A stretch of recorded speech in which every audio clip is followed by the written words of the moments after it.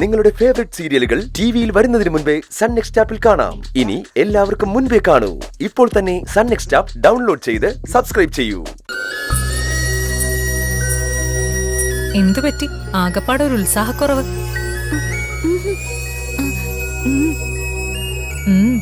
ഇനി അഥവാ ഉത്സാഹക്കുറവുണ്ടെങ്കിൽ അതങ്ങ് മാറ്റി വെച്ചേക്കൂ. നിന്റെ ജീവിതത്തിലേക്ക് പുതിയൊരു വെളിച്ചം വരുന്നുണ്ട്.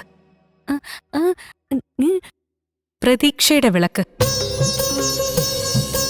സ്നേഹത്തിന്റെ വെളിച്ചം,